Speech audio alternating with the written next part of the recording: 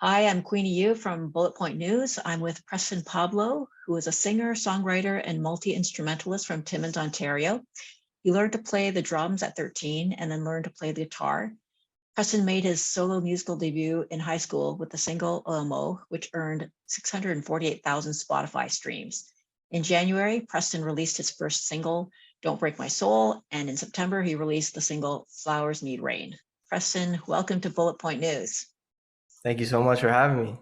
Thank you. Preston, what do you love most about performing and what's your favorite song? Favorite song, like just in general, or favorite song of mine to perform? Of yours to perform? So I think like performing for me, what I love most about it is just being able to, it's honestly like a whole different method of expression for me. Like being in the studio, writing the songs and recording them is amazing, but getting to be on stage and being live in front of an audience and just having that connection face to face is something like it's honestly like it's a hard feeling to describe. It's just like it's such an amazing feeling, and being able to express myself like in the moment and like feel these songs for real in front of an audience is what's special for me. And then my favorite song of mine to perform, it's actually an unreleased song. It's titled Runaway, but it's the song that I open my set with, and I just love the energy and the tone of that song, and setting the tone for the rest of the set with that song is a good time for me. Great. What's the largest audience you've performed in front of? I don't know like specific numbers, but I think the biggest crowd I performed in front of was either I played one song at like this big electronic music festival in Montreal over the summer. It's called Il Sonic. So there's a lot of people, like probably maybe a couple thousand. And then I think Hamilton, or sorry, not Hamilton, Halifax. I played like right in the middle of the city, and it was like this big crowd, which was really cool. But yeah, like festival shows are usually the biggest crowds. A lot of people are afraid of public speaking, and Mm, you perform in front of thousands of people. mm. Did you ever have the fear of performing in front of others? Yeah, it's funny because when I was younger, like I sang in choir in like grade school, and I played in my elementary school band.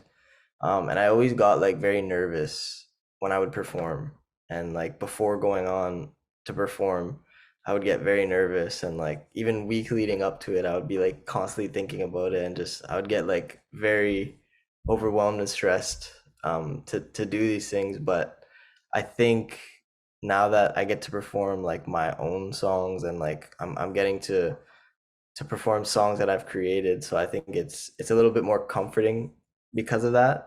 I still get nervous, definitely before every show. There's nerves, but I mean, nerves are a good thing. It just means that you care. So Preston, how did you think your first single would be received before you released it? And how did you feel when OMO got 640,000 Spotify streams? yeah, before putting the song out, I didn't really think about like how people would receive it, because of how connected I was to the song. It was a song that I actually wrote after my first ever real relationship ended. And the song for me was just like such an emotional song, and I felt so connected to it at the time emotionally. So I just like felt it so hard that I needed to like put it out for myself more than anything. So I don't really remember thinking like what people were gonna think or how they were gonna receive it, because like I was so connected to it and I loved it so much that it didn't really matter. So yeah, I put it out, and luckily people received it well. And when it started streaming like a lot, was it was different because it was the first time I'd ever put out music. I didn't really know like what streams meant and how many streams were a lot. So seeing like 600,000 now is, looking back at the time, was crazy. It was a great feeling though, for sure. Did you see a change in the way the people around you behaved with you before and after all these Spotify streams? I would say yes and no. There's definitely people in my life who have kind of like changed, but I wouldn't say like any negative change. Just like people kind of like approach me differently, and like some of my friends are like they're just really like it's a weird thing for them because even it's weird for me a lot of the times because none of us really like my close friends and family like none of us really expected any of this to happen the way that it did. Like I always knew that my music was good. I always believed in it, but when something happens, like when you're successful so early on, it's a weird thing to kind of like maneuver and navigate. So I think people around me have stayed mostly true and like there's no like negative changes. Like people aren't approaching me, asking me for things. But yeah, it's just sometimes it's weird when I'm hanging out with friends and they're like, "Yo, you're kind of like you're doing all these crazy things, meeting these crazy people." But it's all good change for sure. Do you think you've changed since your popularity has risen? I definitely have, yeah. I've changed like in a lot of ways. Some of it is because of the success, and some of it is just because I'm young and I'm literally growing up and learning every day outside of music, and then my life inside of music is a whole other thing. So I think either way, I would have changed just as I get older, and like that's natural. But because of everything that's happened music wise, it's definitely made me appreciate certain things more and just kind of it really changed my perspective on a lot of things for sure. In what way? How do you think you've changed? I think a big thing for me was just appreciating like my hometown for what it is and appreciating the things that really keep me grounded like my family and my close friends because um a career in entertainment is very fast paced and it could be overwhelming at times and stressful. So I think just really it taught me to appreciate the small things like calling my parents and talking to them every day or texting a friend, catching up with a friend, going back home and just walking my dog where I grew up, things like that to just keep me humble and grounded for sure. What would you say are some of the dangers, if any, of being well known in the music industry? I mean, there's a lot of dangers, I guess, being known publicly just because of people maybe wanting to be at the same location that you're at. If you're out at a restaurant, people want to go and meet you and take pictures, and that could be dangerous just because you never really know who's out there, who's a fan of yours, and some people are like you've seen it before with other huge superstars, very obsessive fans and people who are constantly trying to be around these people and be a part of their life. But I think at this level of my career, it's not really something that I'm worried about. I'm not at a point of stardom yet where people are mobbing me on the street and trying to take pictures of me. So it's not really an issue for me at the moment. What is one of the greatest challenges that you've experienced and how did you overcome it?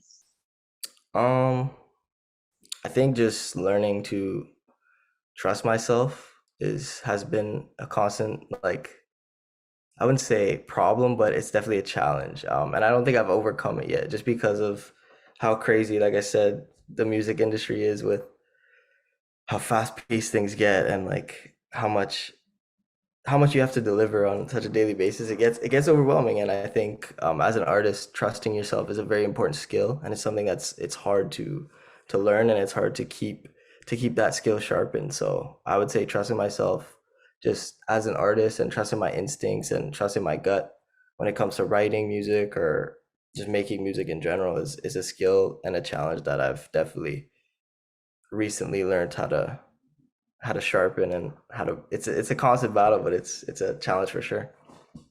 You mentioned the industry is very fast paced and you have to Mhm. deliver. Could you explain that in more detail? Well, I think a good example of that is just having a social media presence, for example. Like there's a lot of platforms where they're great platforms and they're amazing. They've allowed so many artists around the world to share their content and to be seen on a larger scale. But because of how many people are trying to be an artist who are already are artists and they're constantly putting out content, it's very competitive and it's very saturated. So that is a huge demand right now as an artist and as just anyone in the entertainment business is being seen on social media and constantly having content being put out, and that is very time consuming. That's a whole other full-time job on its own, and that's only one tiny piece of the puzzle. So there's that, there's writing music, staying creative, delivering delivering actual music, and then there's the whole live side of things, having a good show, getting a band together, making sure the set is good, making sure your image is cool when you're on radio or on TV. You have to look good. You know what I mean? There's just so much going on all at once that it's a lot, but it's one of the best jobs that I've ever had. So I'm not complaining at all. What would you say to other young people who want to do what you're doing?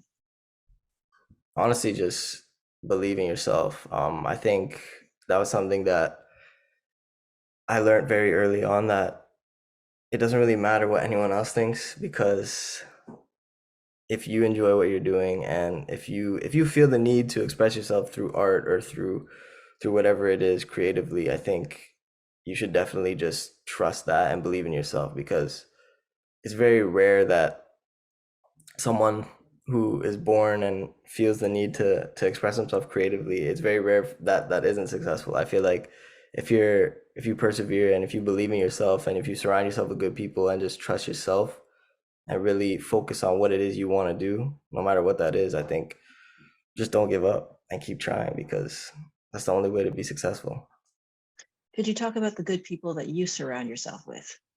Yeah, I mean, like I mentioned earlier, my family, I'm very close with my family. My mom and dad are some of my biggest supporters, and I'm very close with them. I have an older brother who was an artist and still is an artist, but he started music before me, and he was my mentor early on. He really pushed me to keep making music, and he was the one who was back home in Timmins recording my vocals and mixing my songs and doing all the technical stuff and helping me put these songs onto Spotify and Apple Music. And he was the one early on that believed in me, sometimes even more than I believed in myself. And still to this day, he is a huge motivator for me. I look up to him, and he helps me with everything. So my brother, my sister, I have a younger sister who's who keeps me motivated as well, because I want to make her proud and bring all the wins back to the family. And then of course my team, my management, my label, and then my friends, of course, people that I grew up with and people that have been a part of my life way before any of this. So just having people you trust and people who are only in it for your best interest is key. Who would you say you admire most and why? Out of who? Just anyone? Everybody. Yeah. I admire myself, I think, to be honest, because I've had to learn a lot in such a short amount of time, and I've had to step out of my comfort zone constantly. And I think the fact that I've been able to do that and been successful at doing it, it honestly is motivating, because if you were to ask me what I wanted to do 2 years ago, I would have never imagined myself saying any of this. It was something that I always dreamed of doing, but it was such a big dream and it felt so out of reach at the time, that the fact that I'm here right now, actually living this reality, is admiring, and I'm proud of myself for that. Could you talk about the importance of stepping out of one's comfort zone? Yeah, I mean, that's really the only way to grow and continue to be successful. I think being comfortable is a good thing, but it could be a bad thing at the same time, because if you're comfortable for too long, then you're not learning anything new and you're not evolving. And especially as an artist, that's a very important thing to do, is just continue to evolve and continue to stay relevant and continue to put out good music and fresh music. So stepping outside of your comfort zone is extremely important in this business. Could you tell us about your beliefs or guiding principles? Um, I would say my biggest guiding principles is trusting yourself, surrounding yourself with good people, and just not giving up. You're going to perform at the Stouffville Holiday Market on Friday at 7:30. Do you have a message for Stouffville residents? Yeah, I mean, come out and see me perform live. I'm gonna be on stage with the band. I've never been to Stouffville, so I'd love to meet all the Stouffville people, and I'd love for you all to come out and have a good time and listen to me play some music. Thank you so much, Preston. And yeah, we'll see you soon in Stouffville. All right, I appreciate it.